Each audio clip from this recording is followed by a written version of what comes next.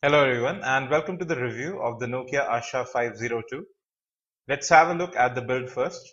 On the left there's absolutely nothing. Moving to the back you have the 5 megapixel camera with a very bright LED flash, the Nokia branding right there. At the bottom you have the loudspeaker. Moving to the right of the device you have the volume rocker as well as the power lock and unlock button. Buttons are quite sturdy and offer good feedback. At the top you have the micro USB data syncing and charging port as well as the 3.5 mm audio port. If you move to the bottom of the device, you just have a single pinhole for the primary microphone of the device. The back cover is really glossy and that's because of the ice-like transparency that covers the entire device on the sides as well as the back. It looks quite radical in nature. It's quite different too. If you move to the front, you have a 3-inch QVGA display that's 320 by 240 pixels. At the bottom, you have a single button that's back. It's capacitive this time around. At the top, you have the main earpiece, and well, that's about it. There's no front-facing camera or any sensors to speak of. Now let's open up the back cover to have a peek inside. The back cover is a bit difficult to open, which you can see right here. Alright, it's quite sturdy actually. It doesn't bend or flex at all. Moving inside, you can see the 1010 mAh battery right there. And just above it, you have the first SIM card slot. And on the right, you have the second SIM card slot. On the left, you have the micro SD card slot, in which we have a 4 GB card that came free within the box. If you can see that clearly. Alright, let me just plug that back in. Both the SIM card slots on the phone use micro SIM cards. Let's put the cover back on. The build of the device is truly excellent, but the back cover is a bit prone to scratches. Now let's have a talk about the display. So you have a 3-inch QVGA display that's 320 by 240 pixels as I said earlier. The touch response on the display is truly excellent. And if you have a look at the viewing angles too, you'd find that there is very little to no color distortion at all. The brightness levels of the display are excellent as well, and it's quite viewable in daylight. Now let's have a look at the calling interface. So this is the default phone dialer. I'll just make a call to show you the in-call options. So you can see from right here, you can access the keypad, you can mute the call, as well as transfer the phone over the speakerphone with just one single tap. The call quality is excellent, both through the earpiece as well as the speakerphone. You also get a notification at the end of a call. Now let's talk about multimedia. So this is the default headset you get with the phone. It's quite bright, it's sort of bright orangish in color. So it doesn't have a button to end or receive calls. You would have to do that on the phone itself, just like other Asha devices. The sound quality is okay, not that bad. Now I'll just play a track for you. You can see the interface of the music app as well. If you tap on the album artwork, you will be shown information about the music file that you're playing, including album, artist name.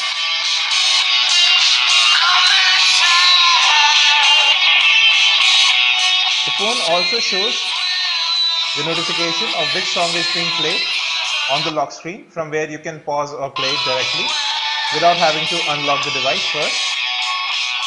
And then again you have fast playing, using which it directly goes into your recently opened application, from where you can again access it or pause it as well. Music continues to play in the background. And you can see that the speakerphone is a bit flat in the back, so if you place it on a flat surface, it does get muffled. Now let's play a video. The phone isn't capable of playing 720p or 1080p videos, quite obviously, but it does support up to a maximum of 240p videos. Although this is a low bitrate video, but there is no ghosting or any lag of any kind while playing this video. YouTube videos are also supported. I'll just show that to you in a second. So we have opened YouTube in the browser. There is no default app for YouTube here, but you can see that video plays quite well in it as well. from Phone Bench, and today we are unboxing the Nokia Asha 502 Dual SIM. The packaging looks nice, it is quite solid. Audio and video are always in sync, and you have two options whether to play the video in normal or high quality mode. Today we have the red color for you. If you move to the back of the box, some specifications are listed. Media does work fine on the device. The battery lasts for about 13 hours. It's 1000. Now let's talk about the software. First, let's get into settings. As is customary, we will first get into About. So you can see from right here, it's a Nokia Asha 502 and it's running the latest Nokia Asha software platform 1.1.1. Let's have a look at the different settings that are available. Flight mode is also available here, and you have Wi-Fi and Bluetooth available on the phone too. This is a dual SIM phone, so you have separate settings for that. Then you can choose audio profile to use, as well as separate wallpapers for the home screen and lock screen. The Asha 502 platform also has glance screen option, which shows a clock over the lock screen in very low brightness when the phone is locked, just like that. You have several other settings. You can choose the display timeout for screen lock, as well as use a security code. Then we have writing settings, which allow you to add keyboards of different languages to the phone. So you have Hindi, Gujarati, as well as several other Indian languages, which you can use as the main keyboard of the device. Then you have options for backup, as well as several other options pertaining to the phone itself. If we pull from the top, you will be able to see the notification drawer, in which you have notifications as well as quick toggles for Wi-Fi, Bluetooth, sync, as well as your audio profile that's currently active.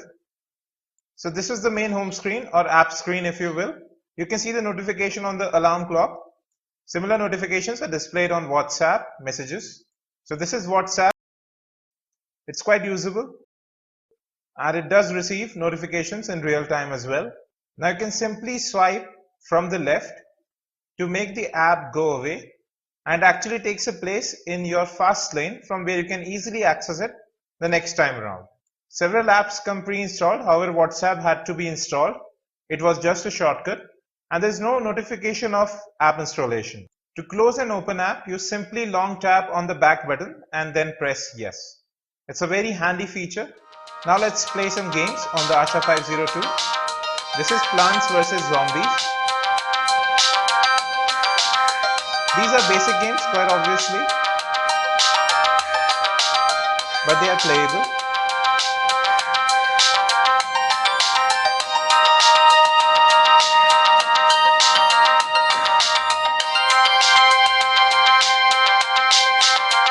And sometimes when you have nothing better to do, they can be fun as well.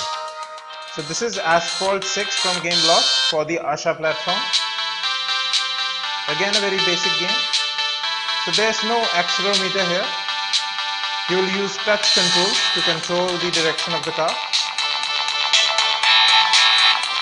Tapping on the left and right of the screen moves the car in that direction.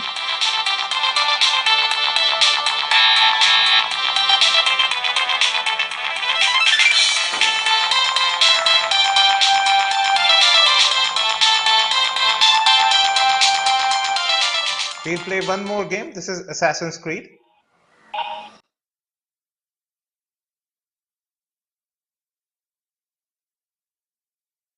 This is a good story-based game. The controls are rather intuitive as well.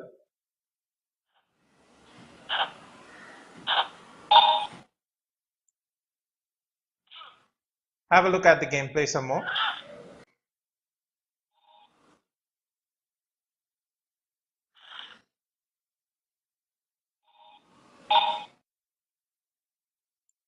Alright, now let's talk a bit about the camera of the device. So you have a 5 megapixel shooter at the back with a single LED flash, which is quite bright.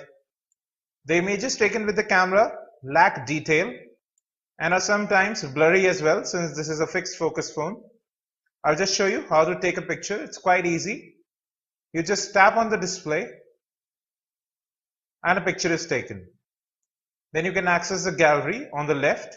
You can see the image. You can move to the camera with just a gesture like that, and then the video camera, again with a simple swipe. The whole UI of Asha platform is based on swipes. Long tapping the camera interface brings up the settings. So you have settings for flash.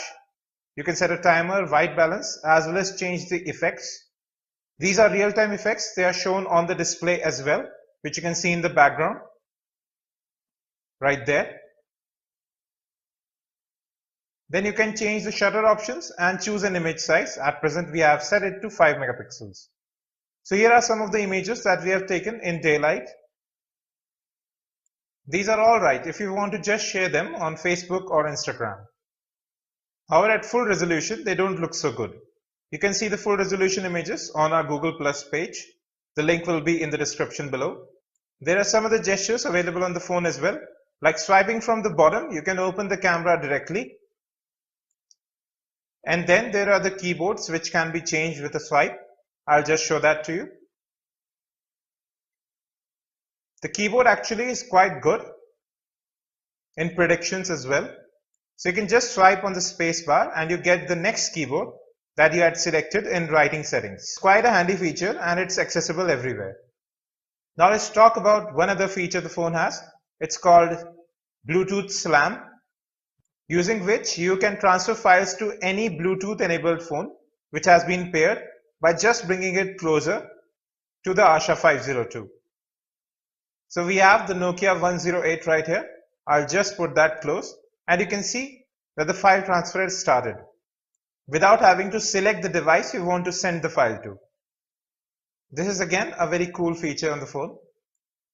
And you can see that the file has been received on the other phone. Well, that was the full review of the Nokia Asha 502.